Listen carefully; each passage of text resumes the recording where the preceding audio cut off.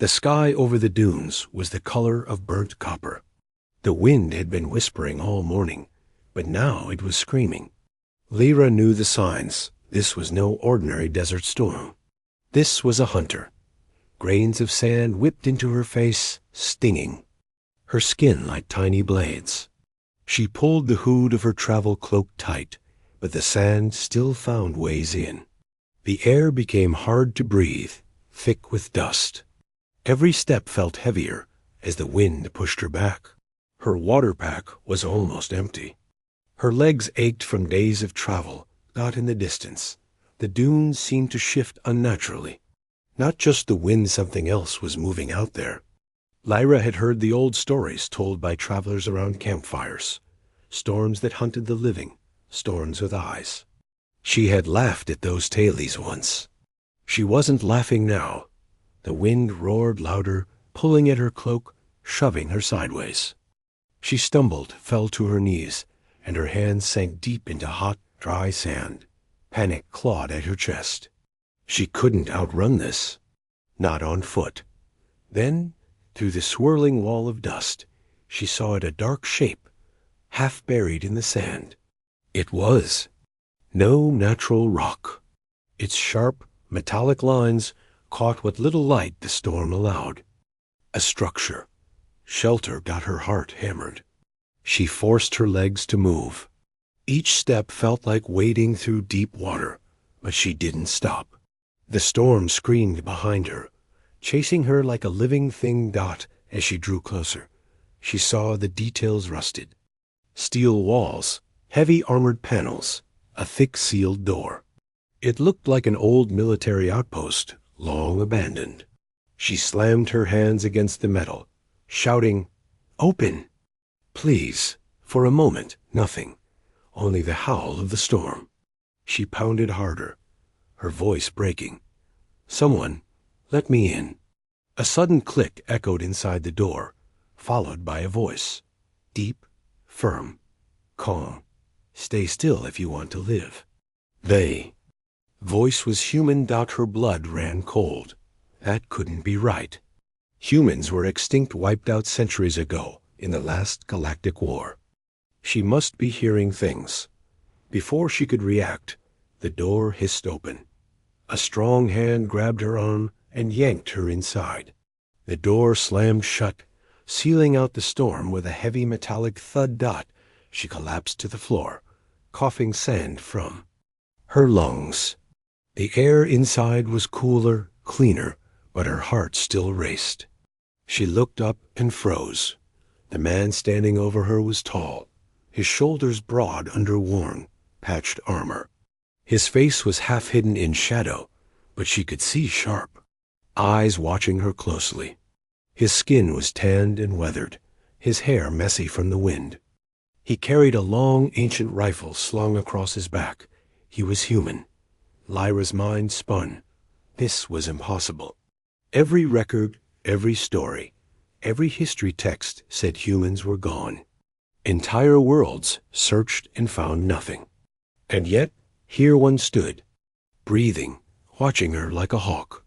"Who are you?" she demanded, her voice still rough from the storm. He didn't answer right away. Instead, he walked to a corner and picked up a canteen. He tossed it to her. "Drink first." She hesitated, her instincts screaming caution, but her throat burned with thirst. She took a long drink, the cool water sliding down her dry throat like a gift from the stars. Setting the canteen down, she tried again. "I asked who you are."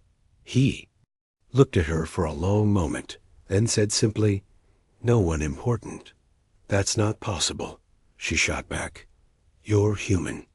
A flicker of something amusement maybe passed through his eyes. "So you've heard the stories then?" "Stories? Humans are supposed to be dead." He smirked faintly. "We didn't die. We just stopped answering." His words sent a shiver down her spine.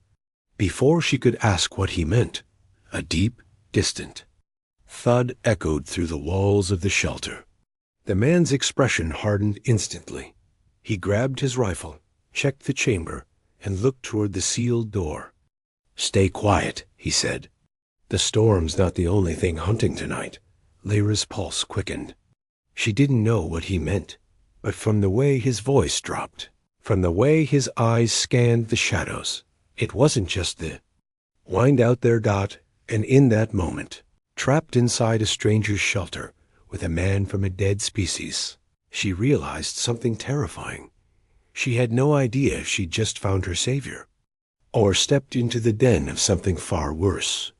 The shelter was small, made of thick steel plates, its corners crowded with crates, tools, and old tech.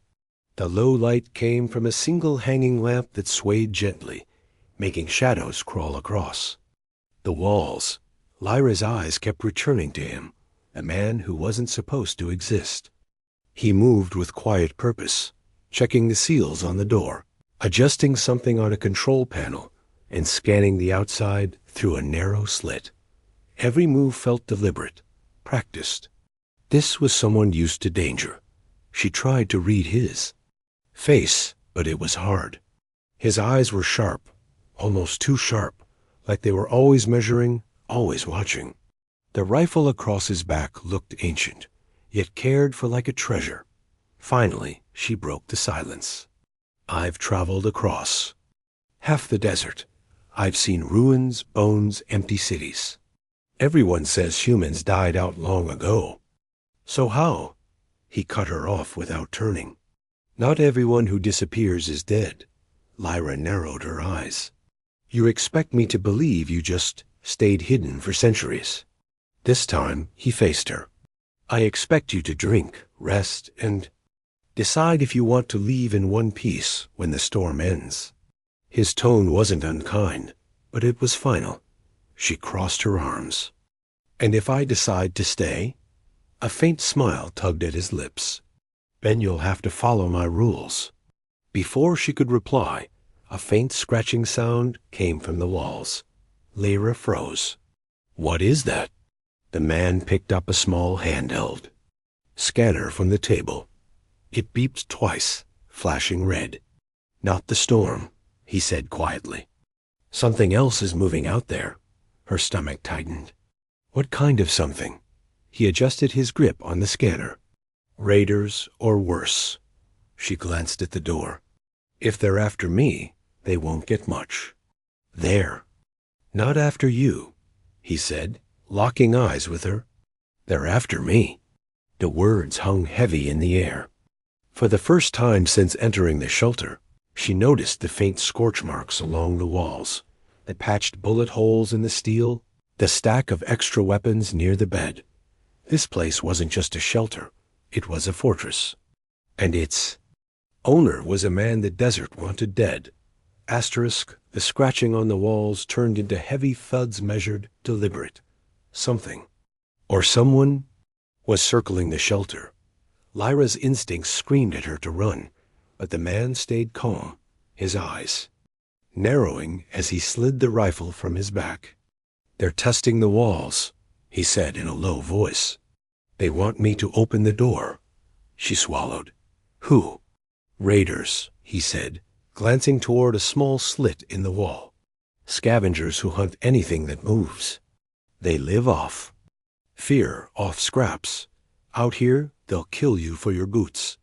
A deep metallic clang shook the shelter. Lyra stepped back as dust rained from the ceiling. "That didn't sound like a knock," she muttered. "It wasn't," he said, pulling a second weapon from a crate. It was a strange-looking pistol, older than anything she'd ever seen, but polished until it shone. "They've brought a sand brute." Her blood chilled. She'd only heard of those beasts, giant creatures bred for war, strong enough to tear steel apart. The man moved with precision, flipping switches on a side panel. "When the lights drop," he said, "stay against the far wall. And don't scream." Before she could ask why, the lamp above them flickered out. The shelter plunged into darkness. Only the distant howl of the storm and the soft, slow steps of something massive outside remained. Lyra could feel it. Each step made the ground tremble. She bit her lip, forcing herself not to make a sound. A sudden crash shook the door, bending the metal inward by a fraction. She gasped. The man didn't. Even Flinchy aimed at the door and whispered, "Let's see if you're still afraid of humans." The door gave one last groan before it burst inward, a slab of metal crashing to the floor. The storm's howl rushed inside, carrying with it shadows figures wrapped in torn desert cloth, their eyes glinting like predators in the dim light. Lyra's heart slammed in her chest. The raiders moved with hunger, blades and rusted rifles in hand. Behind them, a sand brute forced its way halfway into the shelter, its thick hide marked with scars, its teeth snapping at the air. The man didn't shout. He didn't panic. He moved Dot in one smooth motion. He fired the old pistol. The shot cracked like thunder, the nearest raider collapsing instantly. Another charged, and he spun, rifle up, 2 more shots dropping them before they could blink. His movements were fast, too. Fast like he had fought in 100 battles before this one. The brute roared, smashing a crate to splinters. Lyra backed toward the wall, her mind racing for a way out. "Stay low," he said without looking at her, as if he knew exactly where she was. She ducked as a stray blade sliced the air where her head had been a second ago. The man kicked the doorframe, sending metal shards falling into the brute's face. It staggered, just long enough for him to grab a weapon from the wall, a spear tipped with a glowing charge, and drive it straight into the beast's throat. The brute collapsed, the storm dragging its lifeless body back into the dunes. The remaining raiders hesitated, then fled into the swirling dark, their courage broken. Breathing hard, the man reloaded calmly, as if nothing unusual had happened. Lyra stared at him, her voice barely a whisper. "You're not just surviving. Out here, you're winning." He looked at her, eyes cold but steady. "That's what humans do." The shelter was silent again, except for the wind clawing at the broken door. Lyra's breathing slowed, but her mind was racing. The man's aim, his speed, the way he handled the brute, it didn't match the image of fragile humans she'd heard about. She stepped closer. "You could have run when they broke in. Why stay out here at all?" He glanced at the torn door before answering. "Because if I leave, they'll find what's under this place." Lyra frowned. "What is under this place?" Instead of replying, he walked to the far wall and pulled a lever hidden behind a stack of metal containers. The floor beneath them gave a soft mechanical hum, then began to sink, revealing a narrow passage lit by faint blue lights. She followed him down the steps, each one colder than the last. At the bottom, the space opened into a large underground chamber. In the center stood a massive vault door, smooth and untouched by rust, glowing faintly with alien markings. "What is this?" she whispered. "Old human tech," he said, stepping toward the vault, "from before the fall. There's enough power in here to rebuild a city or burn one to the ground." Lyra's chest tightened. "So that's why the raiders want you. They don't even know what's here," he said, looking over his shoulder. "But someone out there does. And they'll keep sending hunters until I'm dead." She stared at the vault, then at him. "You're guarding it alone?" "I was," he said, his voice steady, "until you walked in." Lyra realized with a jolt, if she stayed, she was stepping into a war far bigger than a sandstorm. The storm returned at dawn, darker and heavier than before. Sand slammed against the walls like a living thing. Lyra stood at the broken doorway, watching the horizon vanish into a wall of gold and red. The man, still without giving his name, was checking weapons, sealing ammo boxes, and wiring small devices to the inside of the shelter. "They're coming back," he said flatly. "Not just raiders this time. Whoever sent them knows you're here now, and they'll bring enough fire to wipe us both out." Lyra's pulse quickened. "Then we run," He shook his head. If I leave, the vault's unguarded. And if that happens, the wastes won't be the only thing dead.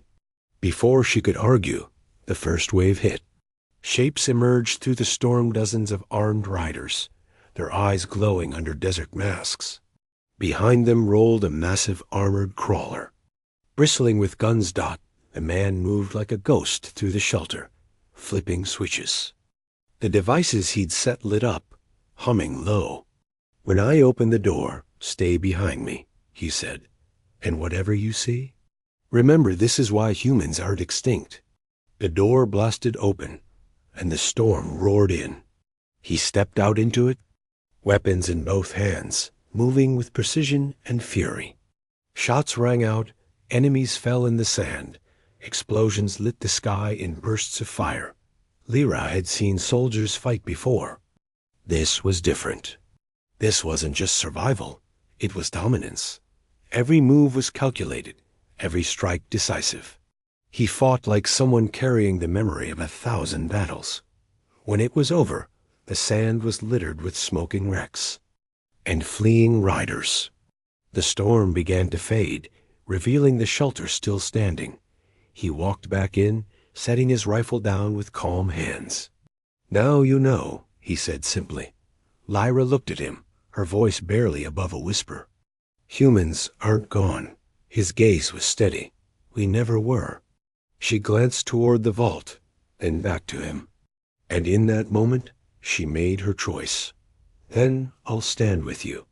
Outside, the desert stretched forever, but somewhere, in its endless silence, the galaxy's most dangerous secret was alive again.